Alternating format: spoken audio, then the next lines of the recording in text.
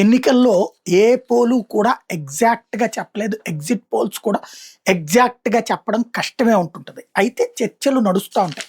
అస్సాంలో బీజేపీ గెలుస్తుందన్నది అన్ని సర్వేలు చెప్తున్నటువంటిది. ఎంతవరకు ఫ్యాక్ట్ అనేది ఇప్పుడే మనం నిర్ధారించలేం. ఎందుకంటే ముస్లింలు పూర్తి స్థాయిలో పోలరైజ్ అయినటువంటి పరిస్థితి దేశవ్యాప్తంగా యాంటీ బీజేపీ. కాబట్టి అక్కడ ఏం జరుగుతుందో చూడాలి. అదే కాంగ్రెస్ పార్టీ ఆశ కూడా. అందుకనినే తాము అధికారంలోకొస్తే ఇతర ప్రాంతాలకి తరిమివేయబడ్డటువంటి ముస్లింలను వెనక్కి తీసుకొస్తామని కూడా చెప్తోంది.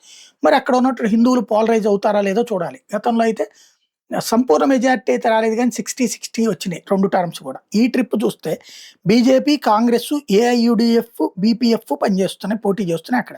2021లో ఏఐయూడీఎఫ్, బీపీఎఫ్ కాంగ్రెస్‌తో కలిసి పోటీ చేసినప్పుడు 60 సీట్ల దాకా వచ్చి బీజేపీ గెలిచింది. ఆ తర్వాత అస్సాం గణ పరిషత్ ఏజీపీతో కలిపి అది పొత్తు పెట్టుకున్నటువంటి. తర్వాత ఈ ట్రిప్ ఎన్నికల్లో బీపీఎఫ్ వచ్చి బీజేపీతో కలిసి పోటీ చేస్తుంది.